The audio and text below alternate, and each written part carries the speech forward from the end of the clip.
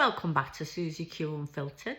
I've got a special guest today from Clobber Magazine, Mr. Paul Smith. And if you listen to the end, I've got a little secret to tell you as well. Mr. I'm Smith. fine. I'm fine. How are you? Good, thank you, thank you.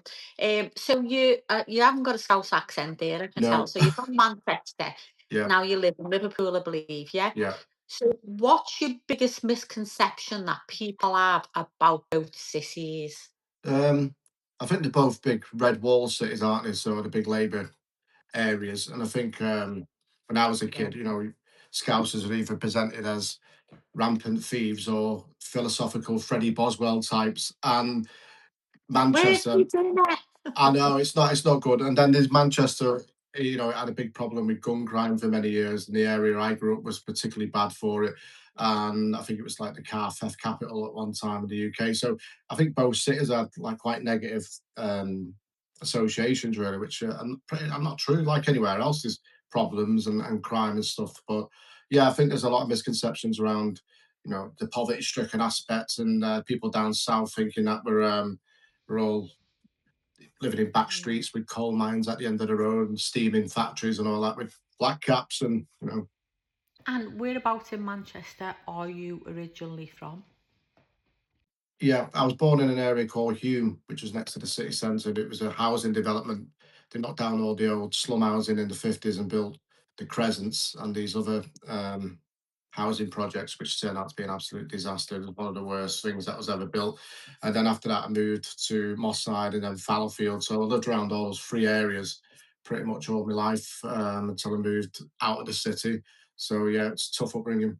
And what would you say was the biggest difference between Scousers and Manx?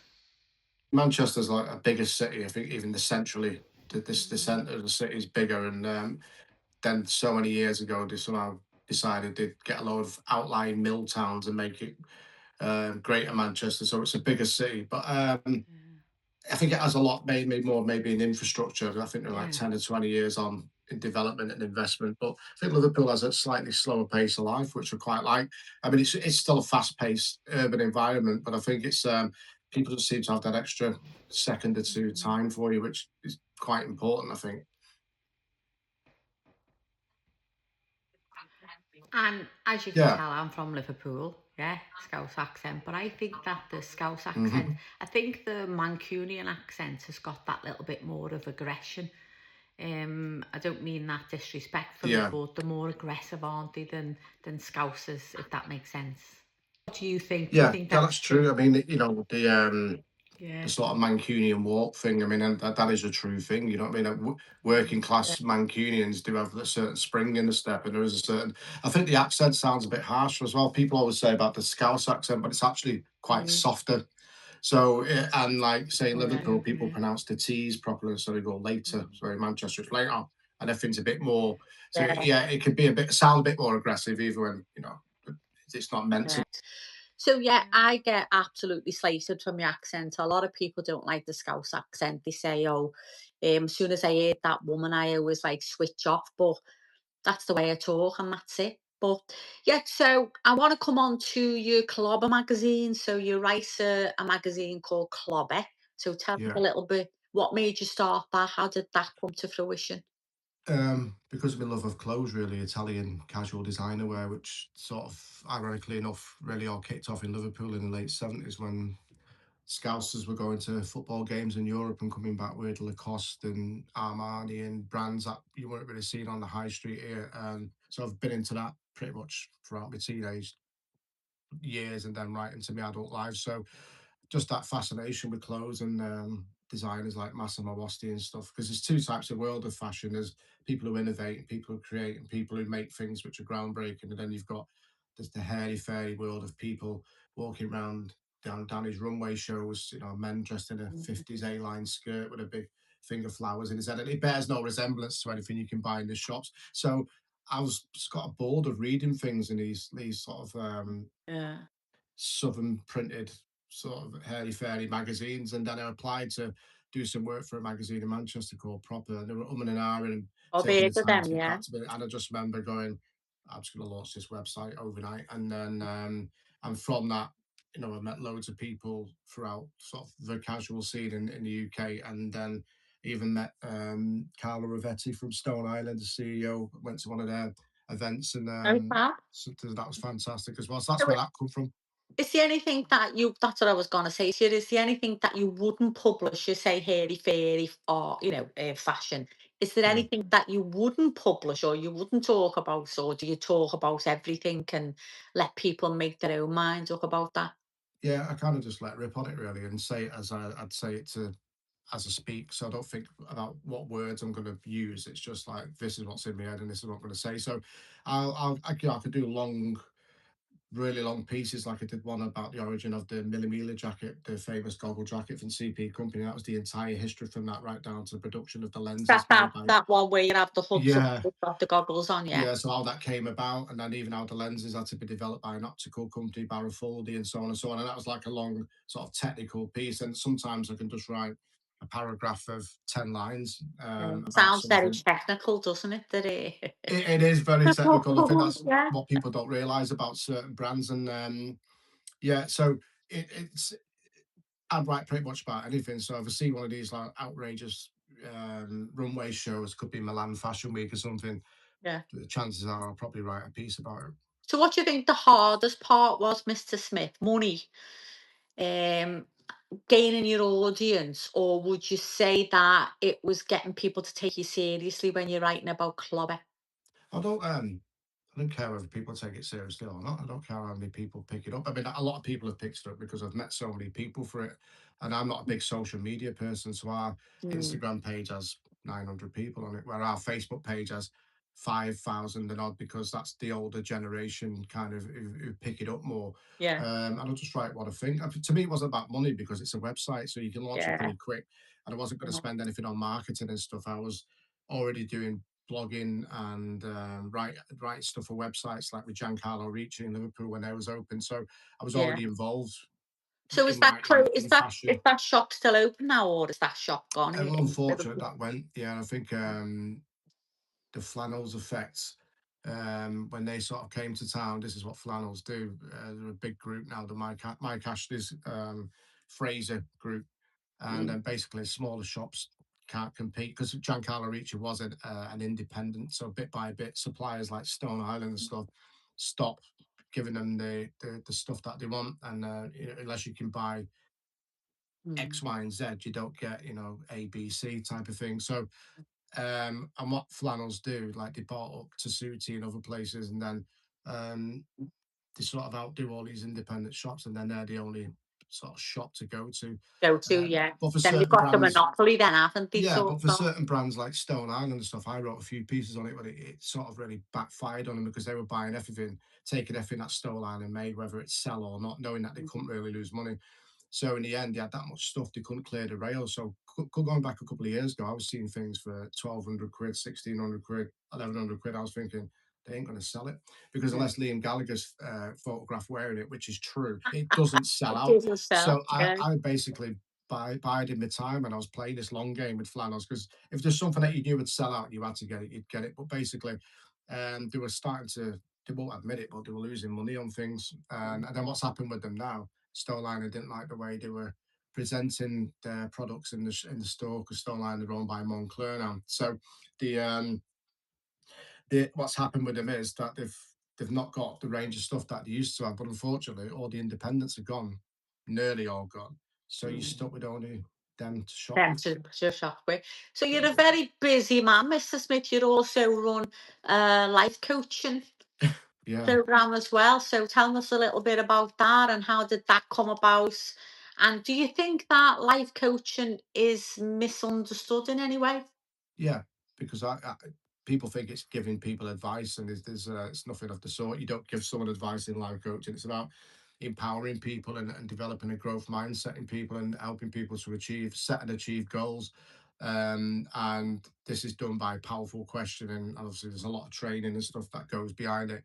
So, and because it's still seen as an American thing, and it's scoffed at quite a lot. And I'm also an NLP Because practitioner. That's when you do think about life coaching, you do think about Yanks, don't you? You do think about it, the yeah, Americans, because it's quite new here, isn't it? Life yeah. coaching.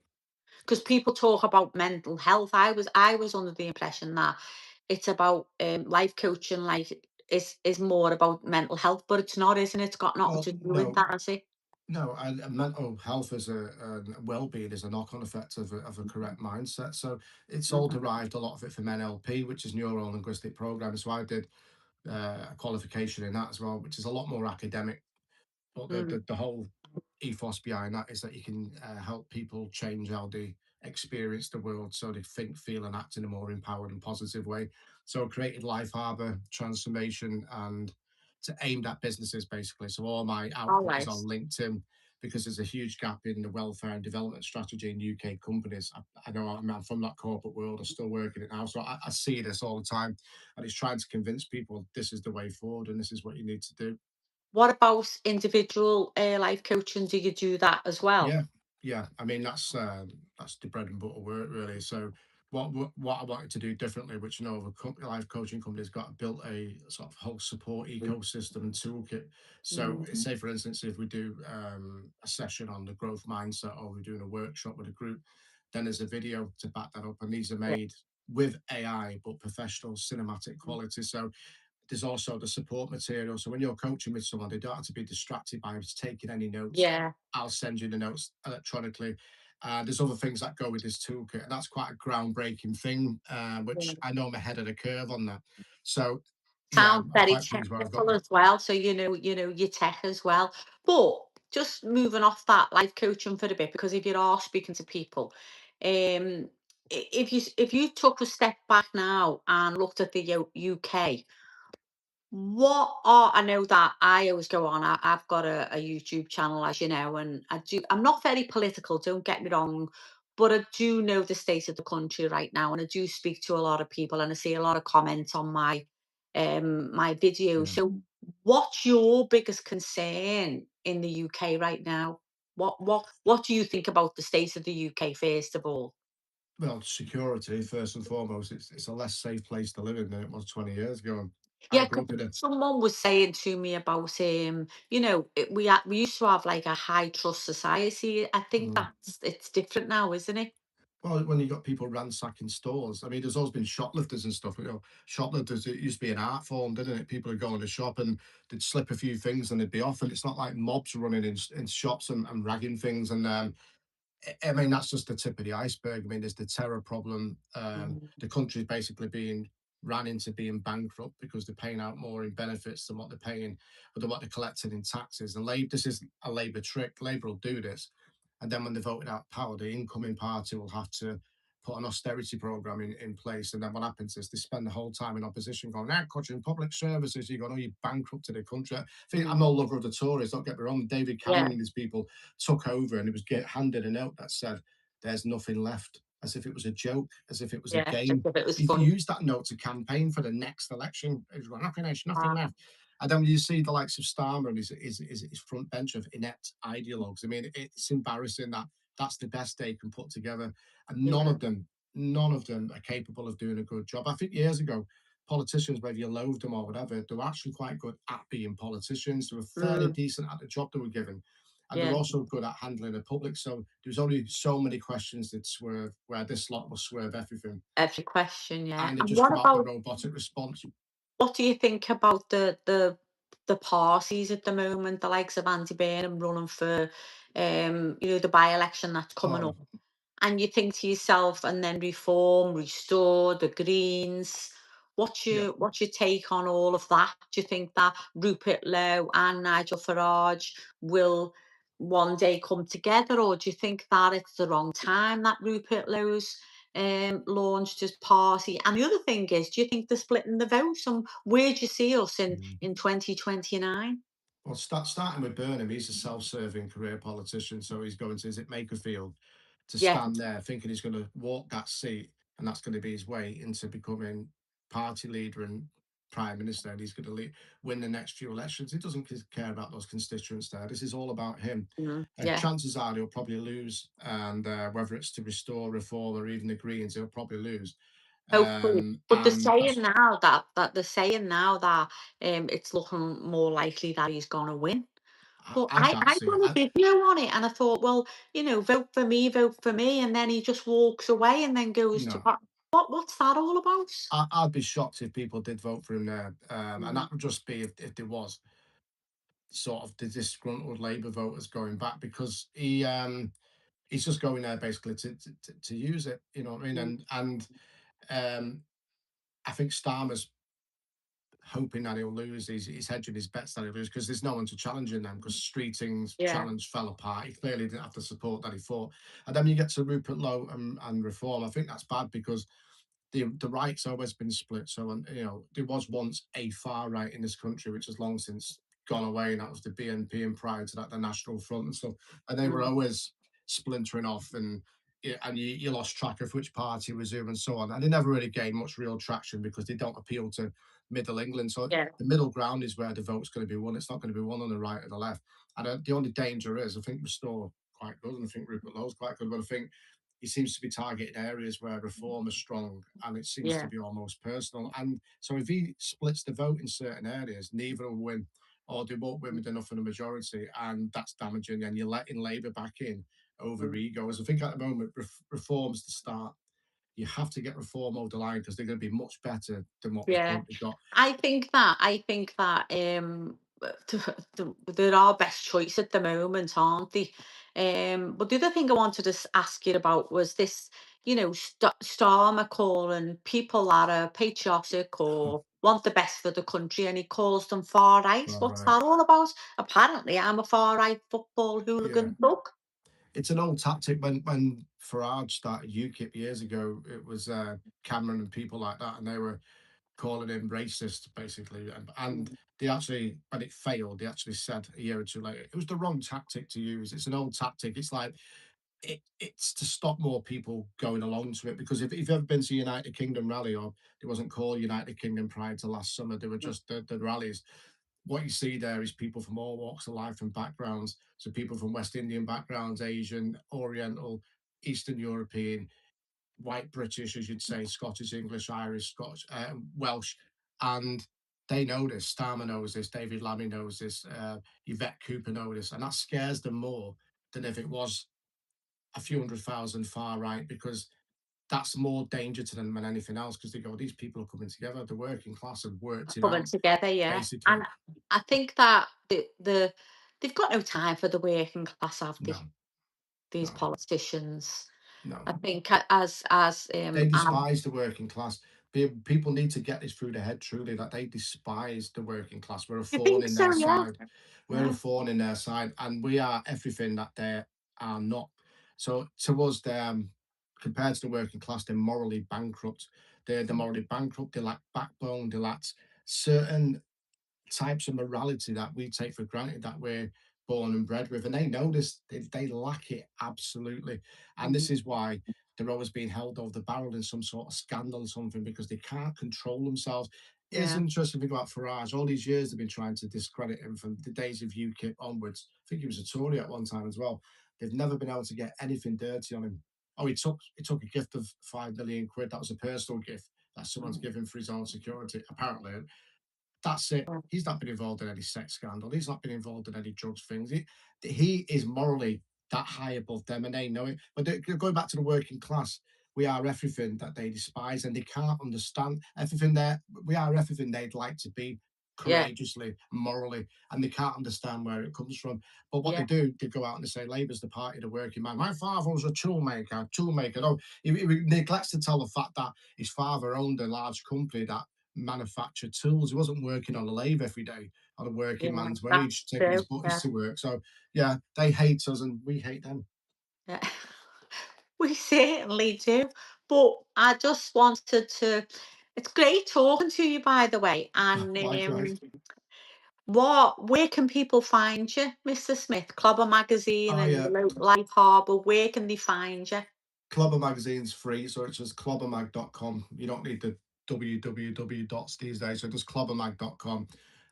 And Life Harbour is thelifeharbour.com or Life Harbour Okay. Transformation. And on the Life Harbour website, there's some promo videos on there, which explain what we do for business, what we do for individuals, and also about the coaching toolkit that we've got. Again, which I will say is unique in the industry.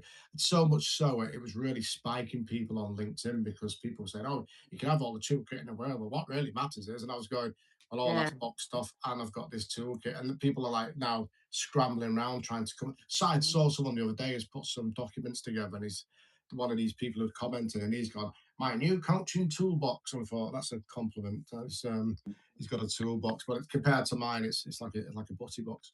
And to finish on, what do you think? What's the hope for the future of the UK? Because I Of the know that nation. of the nation, yeah, of the UK. Because what I'm thinking of is that a lot of people talk about illegal immigration, and I always think, yeah, I want a border. I want people. Yeah, People are breaking into our country and they're getting put up in 4-star hotels. yeah, And it's not racist, is it? You're not a bigot. You're not a Nazi to to not want that. If that makes sense. no. I think that the hope is, and it's more than a hope. We talk about this Overton window. This is not just in the UK. This is across Europe. People have we've had this mass immigration. It started with Tony Blair. It's excelled in the last 8 to 10 years. People have seen the effects of mass migration because there's good Mm. immigration and there's bad immigration. So we should be saying we want the cream of the crop from around the world. Yeah, So to get yeah, here, I agree. you've got to bring something special, low end, cheap labor. We can fill that ourselves. There's plenty of people who can be Mm. pushed off benefits into active work. Will actually have a better life. Yeah, And the migrant crime wave that's come, the terrorism, the rapes, the crime, the theft, and so on. People have had enough. People have had enough, yeah, and this shift to the right is going to continue. This is Labour and Tory know they know they're finished. Lib Dems were yeah. nothing to begin I with, think so. and once the right take power across Europe, they will never get in again. I think the Second World War gave nationalism a bad Hopefully, name, and I think again, goes back to them throwing names at people like racist and yeah, Nazi and using words like divisive and division. What will happen, and it might be bloody, it might be painful, but we will sort of prevail in this struggle. I think we will secure our borders. We will start to have mass deportations of people who shouldn't be here. And I think you'll yeah. see a rebirth of not just the British people, but the European people to become a It's power like once the again. branding, isn't it? It's like these slogans that they bandy Yeah. about, say, diversity is our strength. Well, if it was our strength, they wouldn't keep having No. to tell us that diversity is our strength. We would see it with our own eyes, wouldn't we? Yeah. I've always said if it'd be apparent. So there'd be no Yeah, need to say it. You can bet your bottom dollar that if the government continuously preach a slogan over and over again, you can think the exact opposite because it won't be opposite. true. Yeah.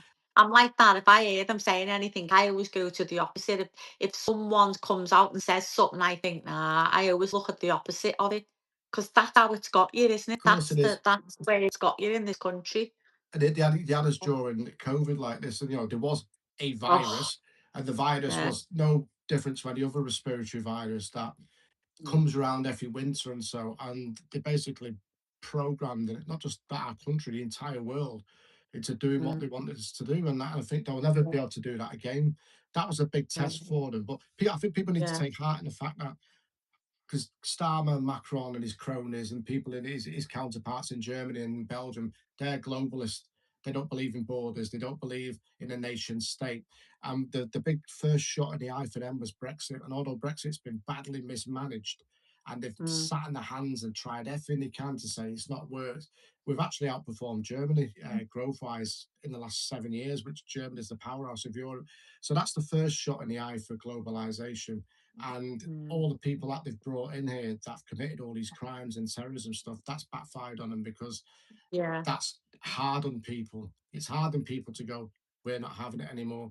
And it will start to collapse. You'll see the rebirth of the nation states, and you'll see Europe as Europe used to be. We used to cooperate with our European neighbours. You didn't need to be in a union with them, and this will yeah, come again. It could be painful, and it probably will be painful yeah, because there's going to be more atrocities and there's going to be more terrible things happen. And what we saw after yeah. Southport I was always a say that. microcosm of what potentially could happen, and that's what I don't want to see, but it could be. Mm, that's what I always say. I always think it's not. and it's a terrible way to live. I was watching a Mm, TikTok the other day, and a young mum was on. She had a girl of 16, and she said she wants to go to the beach. And she said, "Is it too much to ask that your kids can go to the beach, on a hot day?" yeah, And someone was stabbed on the beach, and you think, I'd hate to, like, I've got grandchildren, and I've got a great grandson. I can't, I just, my mind boggles that you'd be scared of, like, letting your yeah, kids go to the beach nowadays. It's not yeah. right, is it? Well, when we were kids, child abductions and things like that were quite rare things.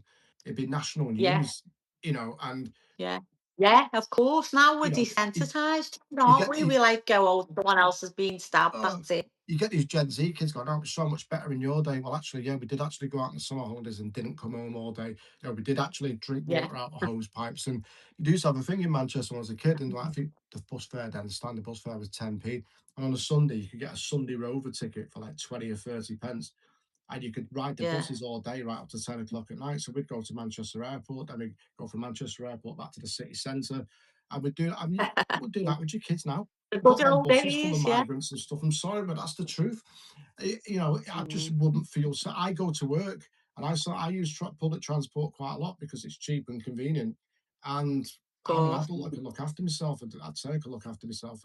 I'm looking over both shoulders. There's no way I'm going to put my 8-year-old kid on the bus and Yeah. go, "Go on, On go a and play bus out all better. I day. can go on. Good Yeah, luck with that one." yeah. But right, we've had half an hour, so I've had half an hour of your time. So thank you so much, No, thank Mr. you. Smith, for joining me. And I've got a little secret to tell my audience. That's me fella. So I'm sure we'll talk again, but been really interesting to let other people know your Yeah, perspective. And hopefully we can do this again sometime. definitely. I'd love to. Thank you See you very much. later. Take care. Bye bye. Bye.